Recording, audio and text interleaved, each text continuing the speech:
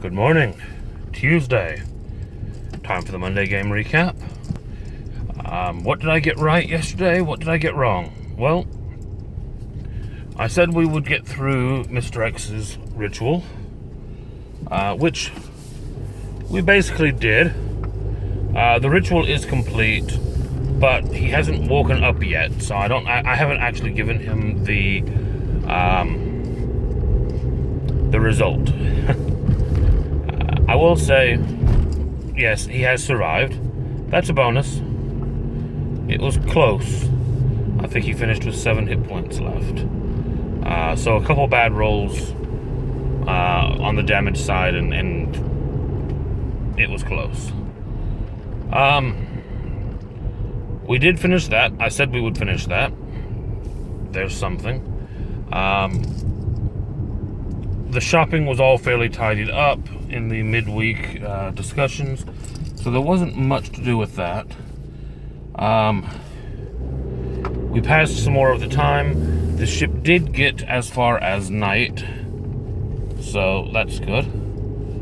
We're about halfway through the 12 months that we originally said we were going to time lapse, but they are turning out to want to do more active things during that 12 months than originally planned, which is part of why it's not just going through very smoothly. Some of the things that they're wanting to do during the 12 months are not downtime activities, and so because of that, we're kind of having to start and stop the time lapse a bit. What did take up a lot of time last night, other than the ritual, which I think everyone enjoyed, even though it was basically a one-on-one between the DM and Mr. X. The rest of the group was all spectators, but I don't think anyone minded. At least, in my opinion, it didn't seem like anyone minded. It was quite an intense scene as he went through this ritual, making choices, and he made some that probably didn't work out for the best for him. Yeah, interesting though. But what took up a lot of time that I didn't expect was the map. And I say that because in all the times that I've looked at the Spelljammer map, I've glossed over something that they were going to be passing through and completely forgotten that it was there. And as they were traveling last night, I looked down and went, oh yeah, I remember that. Which happens. You know, one of the key things about running a system is not necessarily knowing everything that's on the map, but knowing the map well enough that if you look at it, you remember things. And between Flame and Night on the sphere map, there is a world called Dust. Dust used to have planets in it, and then they were destroyed. And they were destroyed in a magical conflagration that caused quite a few issues. And one of the big issues is something called the Dust Bowl Sargassos. Now, for anyone familiar with Spelljammer, a Sargassos is a dangerous, often deadly place. And this particular type of Sargassos, because there are a few different ones, is called the Black. Basically, no magic of any kind can function within one of these Sargassos. So basically, as the crew is coming up on this and realizing it's in their path, falling back on advice that they have been previously given, which is known information in regards to this specific Sargassos, because it is one of the few that actually exists on a trade lane. Normally, trade lanes are set to go around them because they're dangerous. But in this case, the Sargassos is that big and stretches out that far that going around it makes no sense. There's no efficient way around it, and there's no flow around it, so they have to go through it. And what they've been advised in the past is basically, before you reach it, bring your ship to its absolute maximum speed,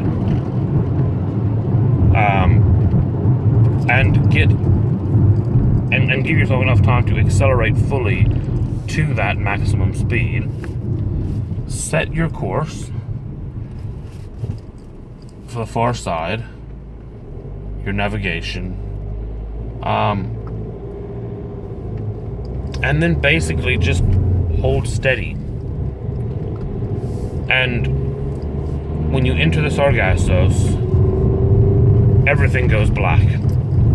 Magical lights stop functioning. The helm becomes non-responsive. They might not have even realized it yet because their ship carries so much, but your oxygen bubble starts leaking and you vent oxygen into space. Not only that, but it affected a number of the characters quite severely as well. For one, we have an arcane who has cast Magic Jar. So his soul is actually in a crystal, and he is possessing his own body. Well, when you enter into a Sargasso, what that means is the possession effect ends.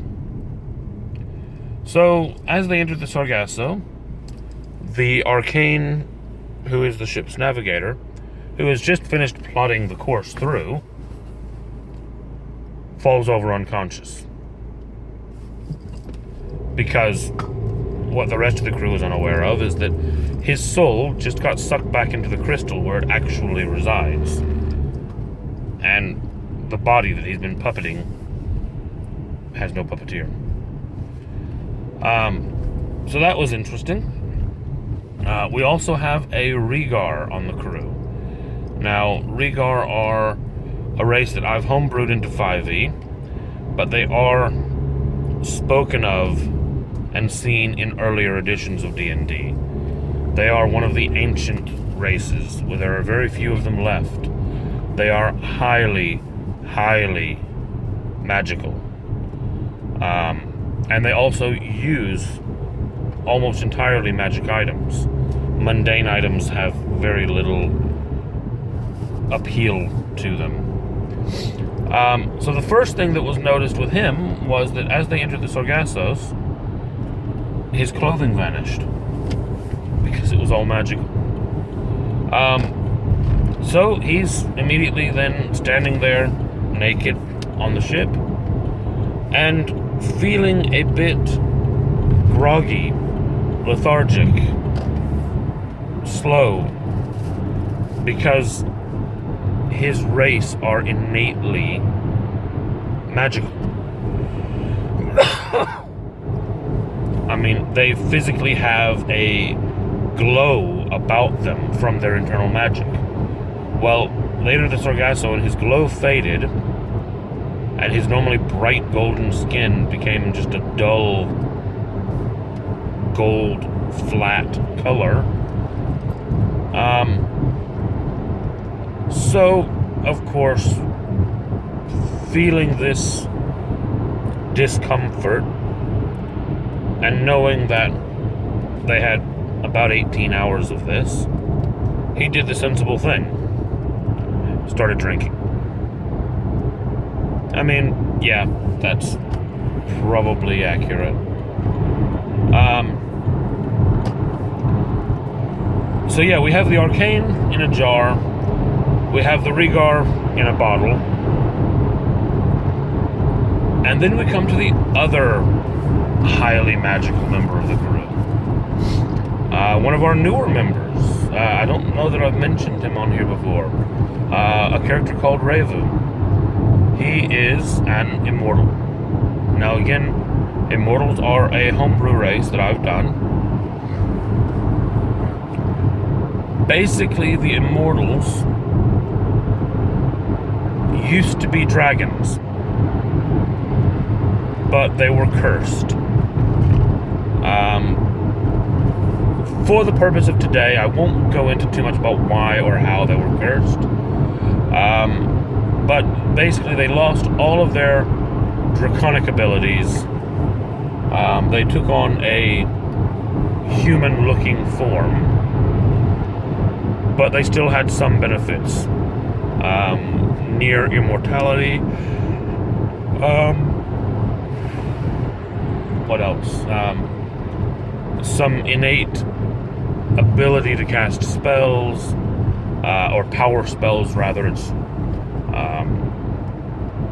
if you want to know more about them, the link will be to my homebrew in the area below. But basically, they are highly magical. The other thing about them is that part of the curse is that they are forbidden to speak of what they once were.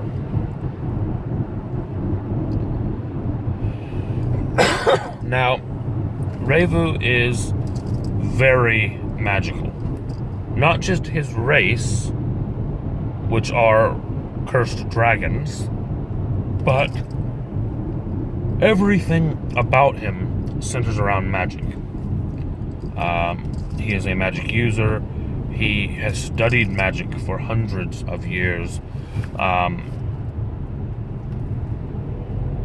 To him, life is magic. And as they pass into the Sargasso, he also starts to feel the lethargy, the sluggishness, the draining away of his magic.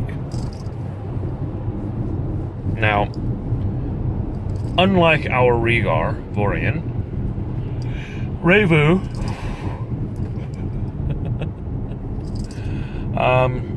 Rhaevu panics. He freaks out. Full on, screaming, raving, clawing at the walls. The darkness is coming for me. The darkness is here to destroy me. It's taken my power. Ranting. The whole deal. And he can be heard basically across the ship. Especially since everything is off.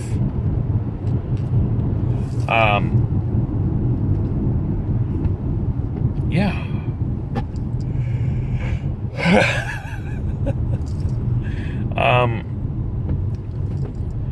So eventually, the captain, Tywin, and Bill, one of the ogres on the ship, decide to go down and figure out what's going on. Vorian drunkenly follows. Still naked, of course. And by the time they get there, Rhaevu is ranting in Draconic. Now, normally this wouldn't be too much of an issue. I mean, Vorian speaks Draconic. Susha, that's our arcane in a jar, he speaks Draconic. And 2 or 3 members on the crew have comprehend languages, so they can make themselves speak Draconic if needed.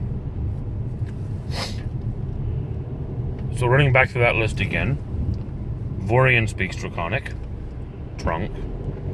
Susha speaks Draconic, trapped in a jar. And the rest of the crew cast us. Oh yeah, no magic. So they couldn't understand. Sorry about that. Video cut, and I'm not sure why. Yeah, so Vorian drunk, Susha in a jar, Revu ranting and raving. He actually starts screaming out in Draconic his true dragon name and title. Which at the time no one really says anything about. Eventually they knock him out, chain him to his own bed, and leave him there while they're in the black.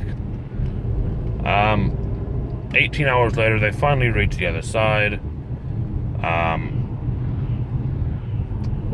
Vorian wakes up hungover, but remembers what Revu said while he was drunk.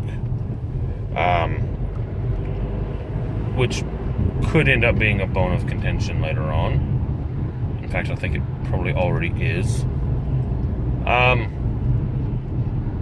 The crew then met up with their newest member, the bounty hunter that has been speaking with Teowen for a bit, who has been sent by a friend to help them. He arrived with his own ship and his own much smaller crew. And yeah, they've headed on towards night. That pretty much covers the session. We didn't get as far as I thought we might. We spent a lot more time in that Sargasso that I didn't plan for. But I think it was an interesting scene. And it will probably have some implications. So that's always good. Anyway, like, subscribe, all that stuff. And have a good day.